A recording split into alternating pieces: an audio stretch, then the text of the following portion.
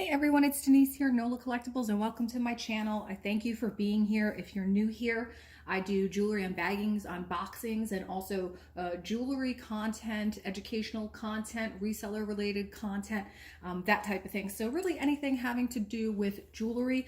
I myself am a part-time reseller. I sell on eBay and Etsy.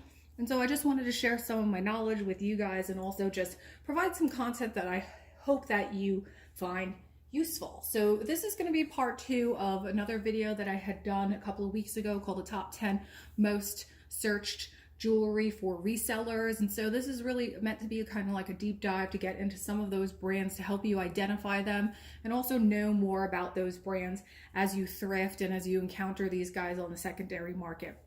So for top 10, I'm going to be focusing this round on the following brands: Lilly Pulitzer, Liz Claiborne, Kendra Scott, Judith Jack, Monet, I Am Jewelry, Banana Republic, Brighton, Kenneth Cole, and Honora.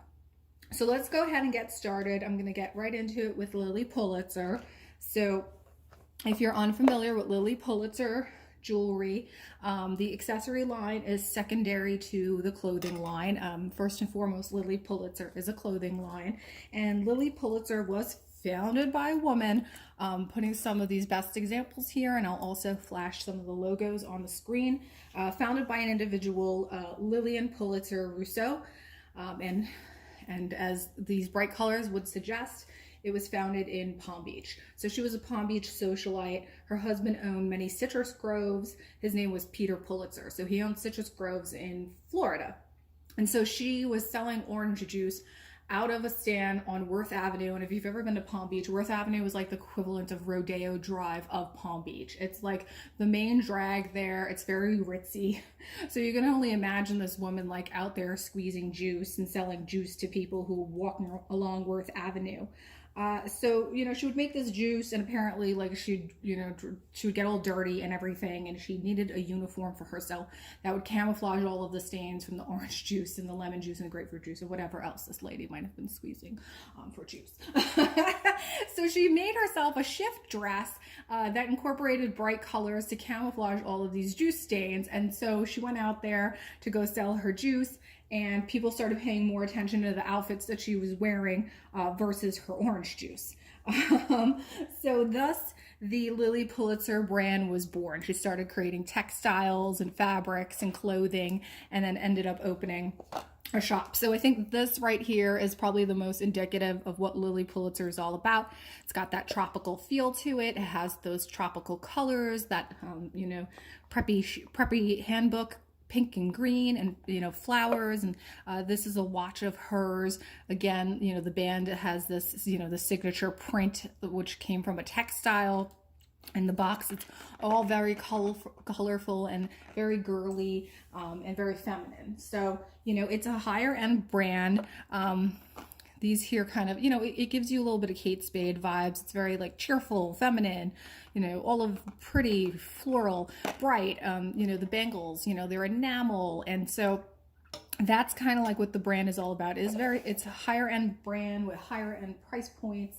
And so you're looking at, bracelets and bangles from $32 to $88. I'm sorry, $58. Necklaces in the range of $38 to $88. Stud earrings, like something like this, probably like about $32. She makes more elaborate chandelier styles as well. And so she has freestanding stores. There's 75 Lilly Pulitzer stores across the United States. And she also sells at fine department stores. So, stores like Neiman Marcus and Nordstrom and Belk. So that's where you can primarily find Lilly Pulitzer.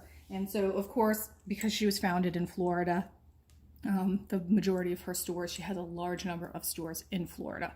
And so the logo is it's a scripted Lilly Pulitzer like that. Again, I will flash it on the screen. It's difficult to see. Here it is on the interior of this bangle. The signature is right there. Let's see if we can show that. If not, again, let's not rely on this because it is difficult. I will have all of the logos on the screen. So that's kind of like what Lilly Pulitzer is all about. It's Palm Beach, it's Palm Springs, it's feminine, it's pink, and it's expensive. So we're moving right along. I'm going to move into the Liz Claiborne product group. And Liz Claiborne, I wish I could tell you there's an aesthetic similar to Lily Pulitzer that makes this jewelry very identifiable, but there isn't. And that's because the jewelry the brand spans for so many years. So these are just like a few examples. I wanted to include this because it had the tag still intact. A few examples of Liz Claiborne jewelry, but again, these guys come all shapes and sizes and styles, everything that you could imagine. So, because it's been around for so long. So Liz Claiborne was founded by a woman. Her name was Anne Elizabeth Jane Claiborne, and she established the brand because she wanted to create a line of clothing for career women. She was frustrated. This was after World War II. She was frustrated in the lack of choices that was available to women at the time. So she really wanted to create something that was accessible and stylish for women who were entering the workforce. So she herself, Anne Elizabeth Jane Claiborne, came from a very prominent Louisiana family and actually lived here in New Orleans. So she stayed here, and after World War II went and studied art in Europe. Later on, she eventually relocated to New York City in Manhattan. So that's where she founded the Liz Claiborne brand, and it was herself and 3 other investors. So she had a lot of investment money behind the brand. So it was founded in 1976. So here we are, it's 2020, and Liz Claiborne brand is still around. It has been purchased and sold as a brand many times over. They've acquired other brands under their umbrella many times over, but so it still remains, and that's a nice thing. And what's interesting, I think, about the Liz Claiborne brand, she was one of the first female CEOs of a Fortune 500.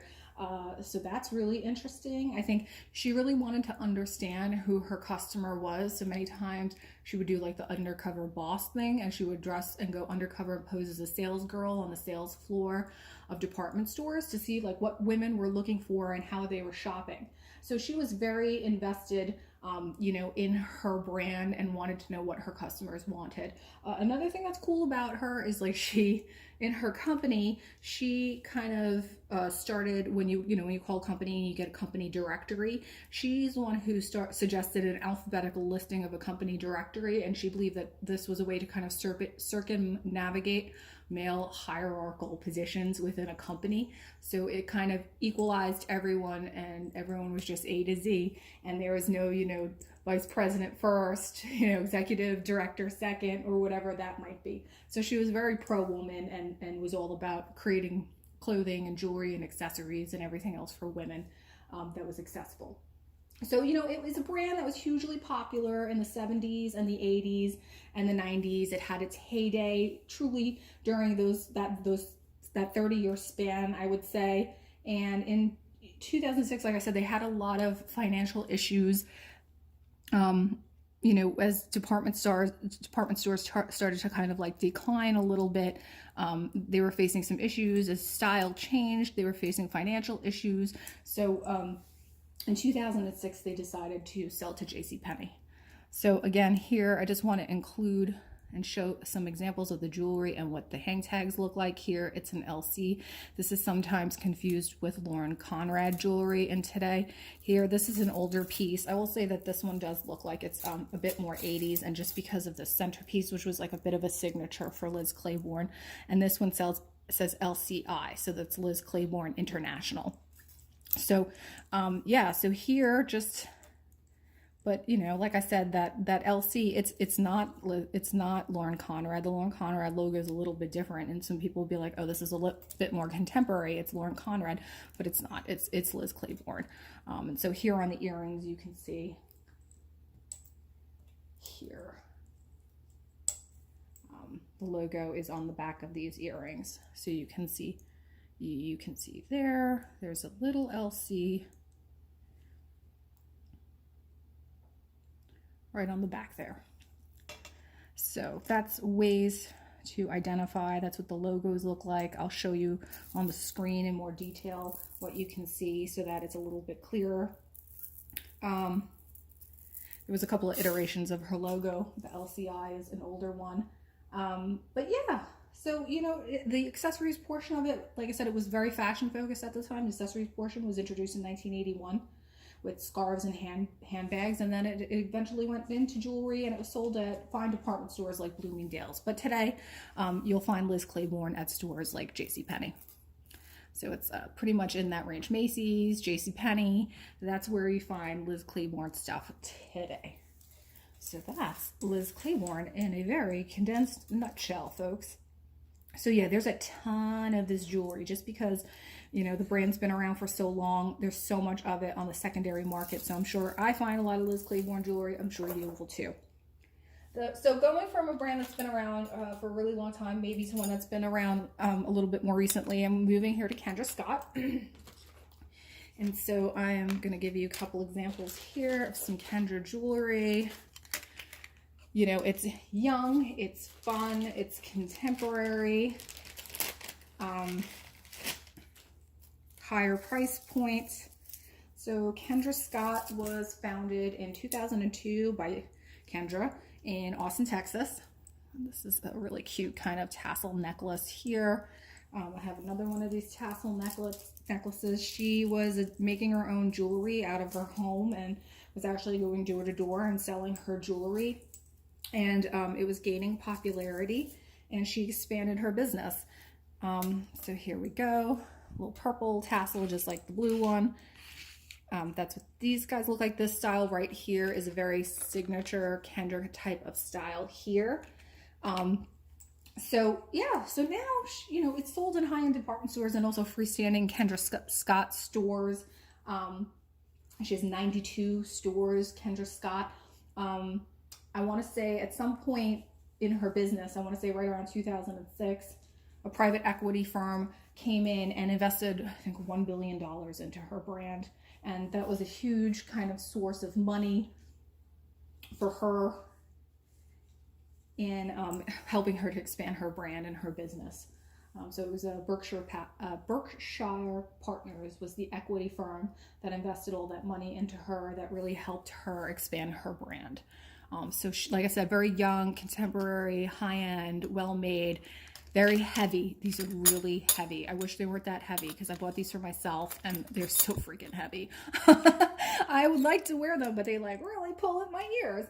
So this is very much what Kendra looks like. What she initially did become popular for was this druzy kind of style right here. Necklaces with these little druzy pieces. And the reason why I bring this up is because this style particularly was so popular that you saw a lot of pieces coming out of China. It was becoming counterfeit, and this actually is a counterfeit piece. So yes, you will find authentic Kendra Scott that looks like this, but you will also find a lot of counterfeit goods coming out of China. So you need to be careful. But authentic Kendra Scott, you know, sometimes it is not signed. The hoop earrings, those are not signed. Sometimes it is signed. Sometimes it has a hang tag on it. Sometimes it has her name spelled onto the metal itself. But what you're looking for is just a quality feel of the jewelry. It should be heavy. It should feel substantial. In her earlier days, she did work with precious gems, or semi-precious gems, I should say. So stuff like citrine and peridot. And with her older pieces, you'll find the gemstones, semi-precious gemstones in her earrings and necklaces and stuff like that. So yes, you know, wildly popular. I would say also way more popular probably in, you know, in the South, Louisiana and Texas, since she was from Texas, than other parts of the country. But, you know, she has a store in New York City too. So yeah, that equity firm investing a lot of money into her brand definitely made a big business in helping her expand. So yeah, that's kind of like the tag, and I will flash what the logo looks like on the screen, and I will also flash some of the hang tags. So I'm going to apologize in advance. I don't have examples of this brand, but I'm going to put them on the screen because I actually sold what I had. This is a brand called Judith Jack. And so I didn't know too much about Judith Jack, so this was a fun process for me in helping me learn more about it and what it's about. So Judith Jack is most known for its sterling silver marcasite jewelry pieces. And so Judith and her husband, Jack Rosenberg, founded the brand in 1969, and they were actually antique sellers, resellers themselves. They were in the antique business, and they saw that people were very into Marcasite Victorian jewelry pieces. So they said like that presented an opportunity to them, and so they wanted to start a brand that replicated some of that look. And so she became known as the Queen of Marcasite Jewelry. And it had higher price points, and it was sold in places like Nordstrom, Lord & Taylor, and Bloomingdale's, and eventually it would be sold on QVC as well. So again, you may encounter a lot of this on a secondary market because of that accessibility through QVC. I feel like when we see brands sold on QVC, they do end up quite frequently in the thrift stores and whatnot. But she was originally from New York City. And here's something that's interesting. Eventually, they would hire a man named Michael Horowitz, and he was the former executive director of Cremants Jewelry. So someone from a very old jewelry brand went and worked for her. There's not a ton of information available about the business of Judith Jack, and there being a family-owned business. They seem to be very private, but it was all handmade, high-quality jewelry, all of the stones set by hand, all using semi-precious stones, natural pearls, and so their hallmark really was a high quality type of jewelry made by hand. So I thought it was very, worth mentioning. And also you're going to need your Loup to see this logo. It's on the back of jewelry. It's teeny, teeny, tiny. And it's J's back to back of each other. So it is difficult to see, but once you start to look for those sterling silver pieces with the Marcasites in it, you'll become very familiar with what Judith Jack looks like. Okay, so I'm going to move on to the next brand. The next brand I did want to focus on is Monet. So lots of folks are familiar with Monet, but I wanted to just get a little deeper and find out more about what Monet is about, because I really didn't know too much about the history. So, we're always learning. Always helpful to learn more about these brands, where they came from, what they're about. And this is what, helps keep us educated as, we do our reselling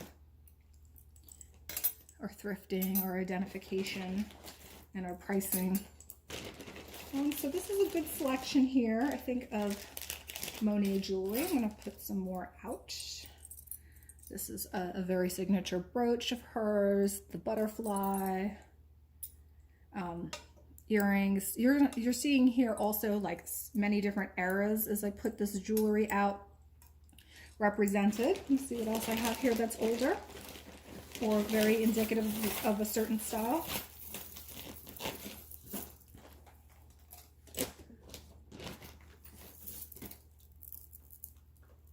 So wide range of goods here, folks. All different kinds of jewelry. Brooches, pins, earrings, necklaces, bracelets, more butterflies, different styles of bangles. The bangles are very well known in Monet. Gold tone bangles. They came in a variety of sizes, which was nice. If you have smaller wrists, then you can, you could get, the right size bangle for your look. So here we go, a variety of Monet goodies for you.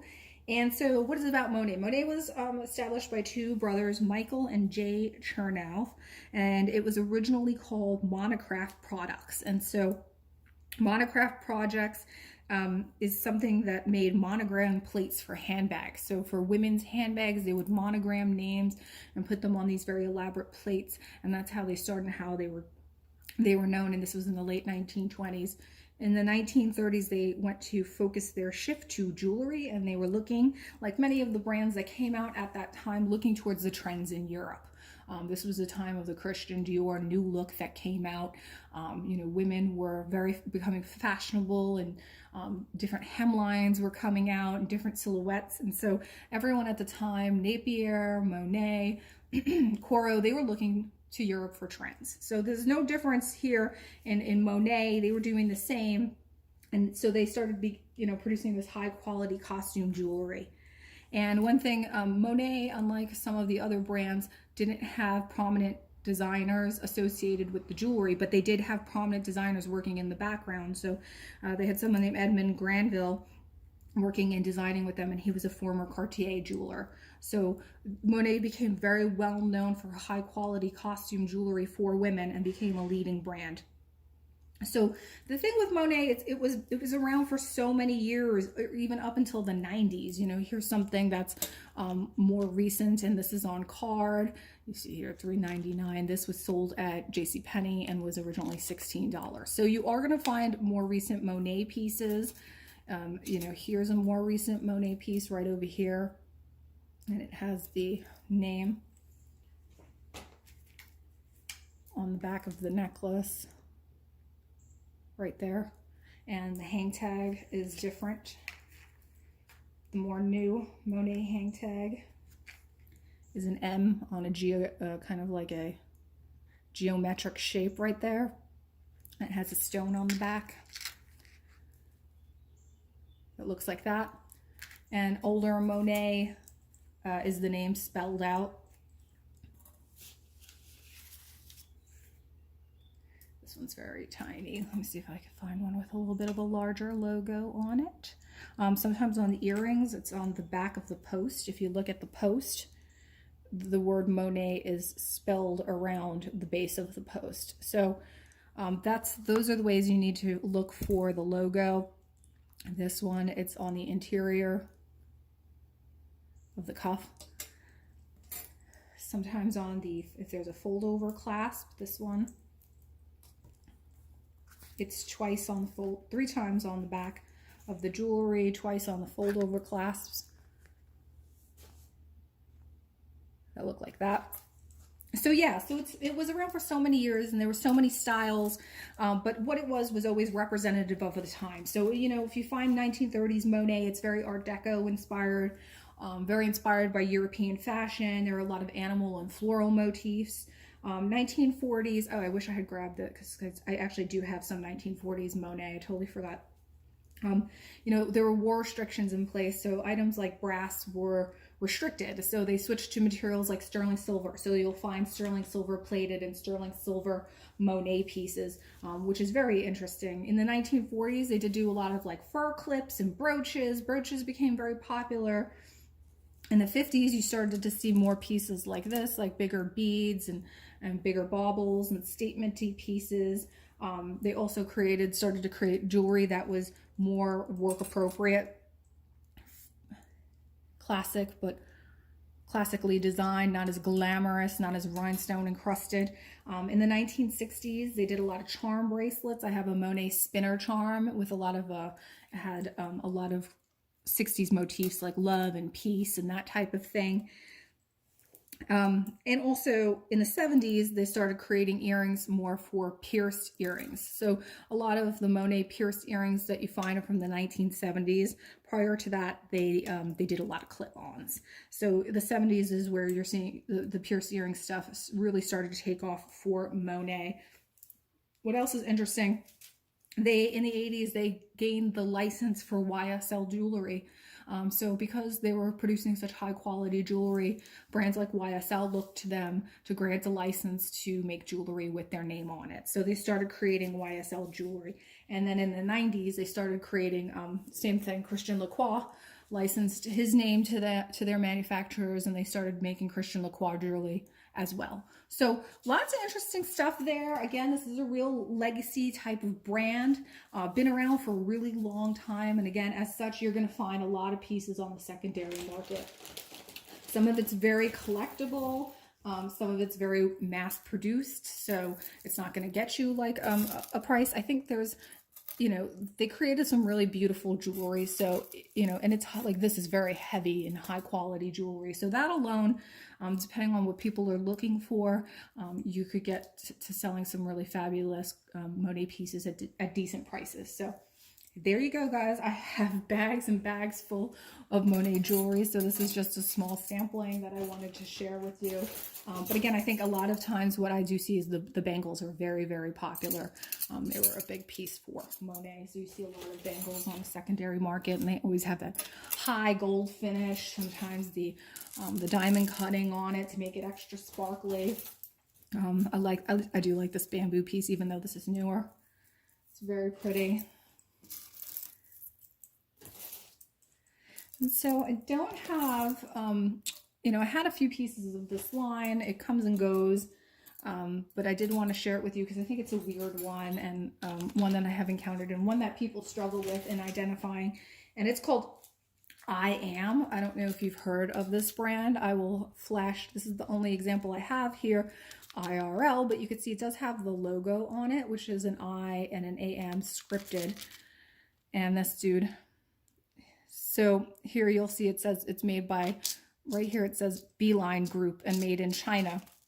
So I had to do some research on this jewelry line because it is a weird one, and it's sold in like CVS, which I thought in Albertsons, which is even stranger. So it's a fashion costume jewelry line, mostly dedicated to wholesale jewelry sales. So they purchase goods from China and that they sell them at low cost to other retailers. So it ends up at CVS and Albertsons. So it was a brand that was founded in 1990. It is a European brand.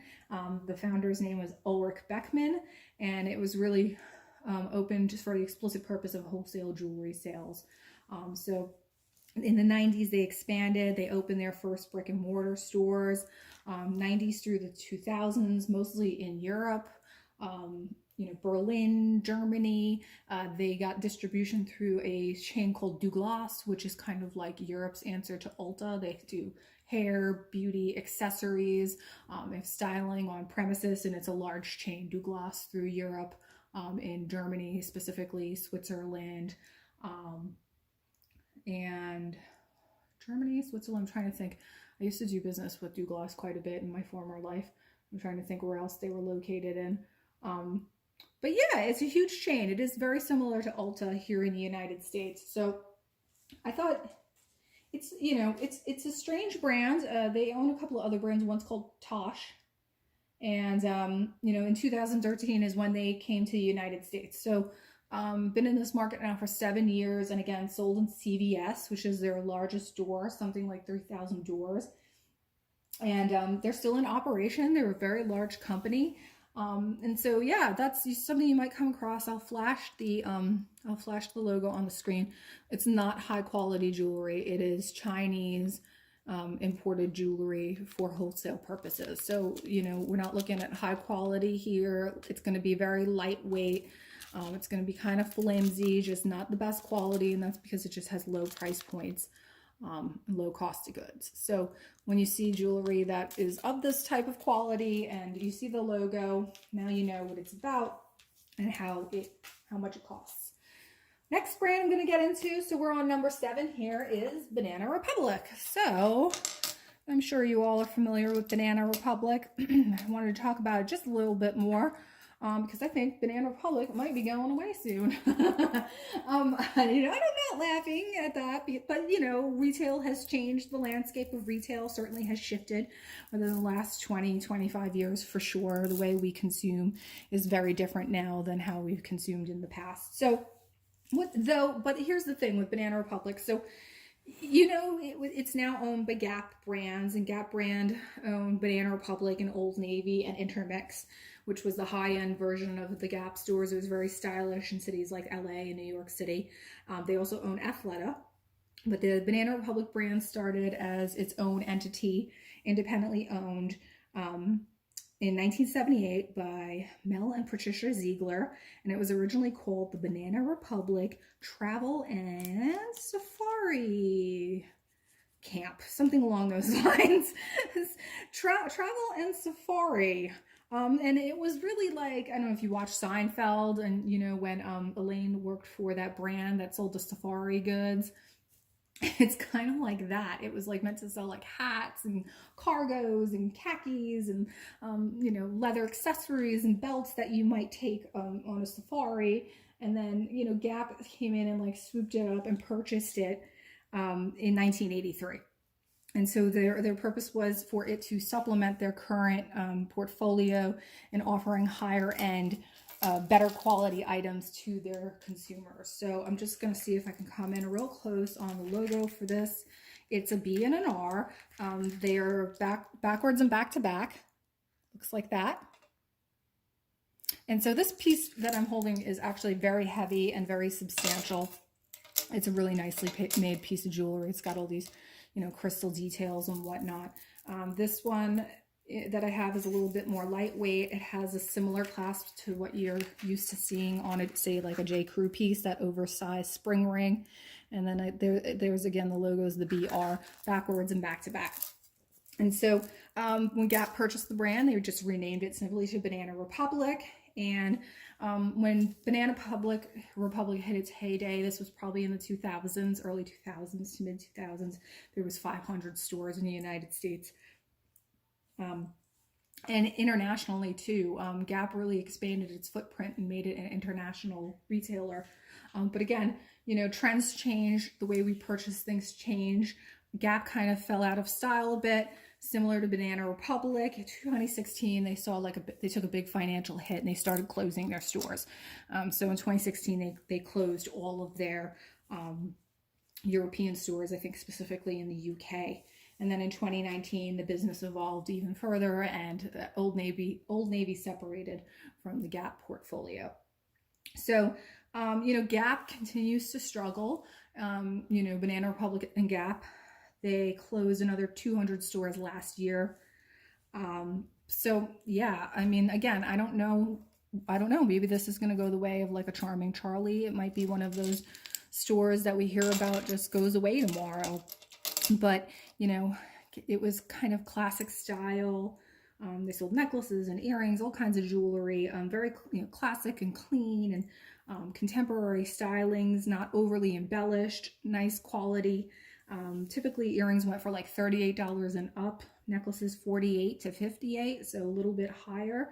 And so that's kind of like what that's all about. So when you're finding it, and again, since it's something that was available in mass quantity, you're probably going to find a lot of it on the secondary market.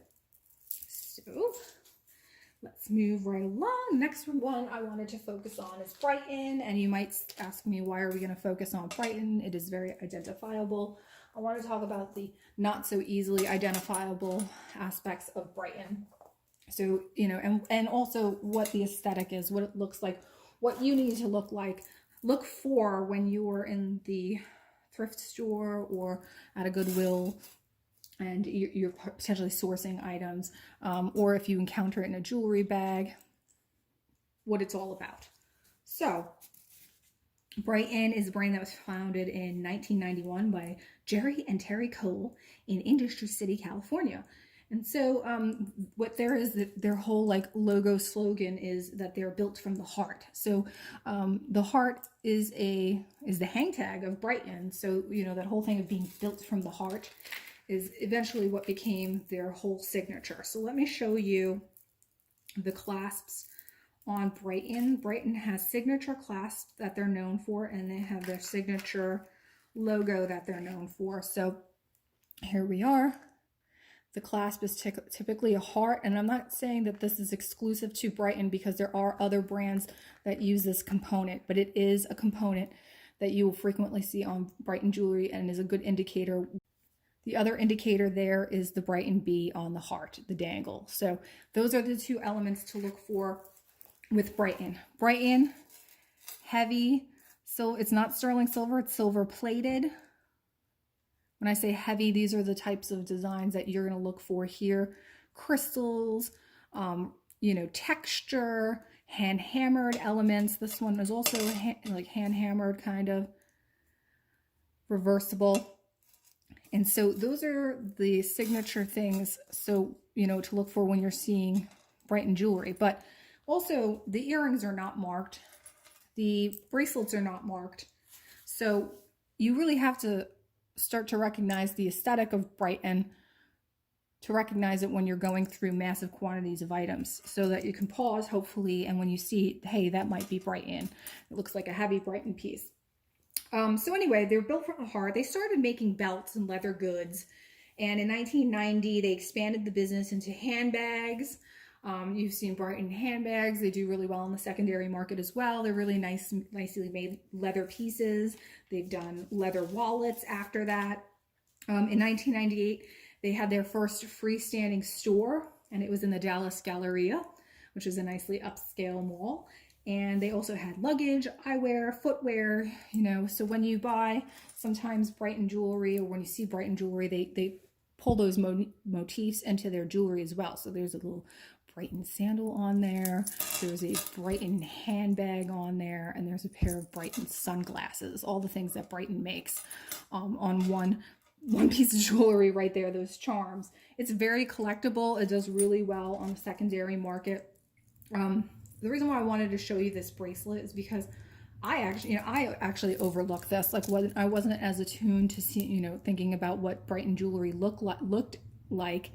I saw this, I didn't immediately recognize it, didn't immediately sink in with me. And then the second pass of the jewelry I went around, I was like, hey, this is heavy. Let me take a look at those charms again. And some of the charms had all of the components that's very typical to Brighton. The double clasp here with the hearts. And so all of this is actually still available on Brighton's website. You can go and buy all those charms and everything. Charms are between $16 and $26, I would say. Jewelry, I would say $38 and up. It's not cheap jewelry. It's nicely made, and that's why it does well on secondary market. All of Brighton jewelry comes with a 1-year warranty. They stand behind their quality in a big way. If it breaks, they will replace it for free within a year of its purchase date. So yes, 180 Brighton freestanding stores, and then in addition to that, they're available in another 4,000 retailers. So it's pretty widely available. And what I do think is interesting, all the design work is done in-house. They have a team of designers in California that design all the Brighton jewelry.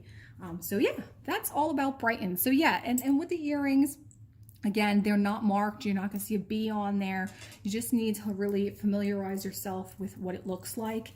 And I would suggest going onto eBay, Googling Brighton earrings, and taking a look at some of their styles to familiarize yourself with that. The next brand I want to focus on, getting to the end here, folks, is Kenneth Cole. Kenneth Cole is someone who came from New York City and got his start in footwear. So the shoes came first. He worked together with Sam Edelman, who is also in footwear design. And Sam Edelman is still around. The company was a little too small for both of them. Sam Edelman went his own way, and Kenneth stayed with his company. And so he got to start in 1982, and he entered into the market in New York, and he didn't have enough money to open a store. So he wanted to do like a pop-up shop. So in a lot of ways, he was very innovative and kind of introduced the concept of a pop-up, or I would say it was more like stunt PR. And he was like, how can I get a trailer and put all my shoes in it and sell all my shoes all over the city? And the city said, you're not going to get a permit. The only way that you're going to get a permit is if you're like a film production company, and that's the only way we'll allow it. So he called himself Kenneth Cole Productions, and he rented a film truck, and he set up stanchions outside, velvet ropes outside the film truck, and put all his shoes inside. And that's how he introduced New York City to his footwear. And he sold 40,000 shoes from that one stunt and that one kind of like idea that he came up with. So the first store opened in Manhattan in 1984. And the brand has been through many different iterations, many different diffusion lines. Diffusion lines got to be really popular. You think about Donna Karan Black Label and DKNY. It was definitely a trend of the 90s, you know, and into the 2000s. So with Kenneth Cole, you had the Kenneth Cole collection, which retailed for like $100 to $795. You had Kenneth Cole New York. You had Kenneth Cole Reaction, which was what was in outlet stores, $35 to $250. Then you had Kenneth Cole Unlisted, which was like the lower price of everything, and that was from $25 to $100. So let me see if I can show you. You know, the aesthetic is very minimal. They call it like city chic. And so this is the logo for the Kenneth Cole Reaction. Again, that was kind of like the second to lower priced line. This one is older. This one's from the 90s. You can tell it really kind of has that aesthetic to it. And this one just says KC on the back. Oops. This is the box for Kenneth Cole New York. And this came from Macy's. It was sold at Macy's. Very simplistic looking, clean design. this cuff. Yeah, so this is just the KC logo right there on the back. You can see that. And so, yeah, I mean, but again, it's one of these brands that kind of really had this heyday. That heyday has since faded. They've closed all their outlet stores. They're closing a lot of their retail stores to focus more on e-commerce. And they no longer make accessories. They only make, I think, watches. So you're really not finding new Kenneth Cole items. You're finding older Kenneth Cole items that are currently on the secondary market. But again, a little bit heavier, you know, more well-made pieces. He used this brush gold very often. This is very typical of Kenneth Cole. Heavier pieces. The 90s stuff, I would say, is a little lesser quality. But that's what Kenneth Cole's all about. So just to give you guys kind of like a taste of what that looks like, what that brand's all about. Kenneth Cole.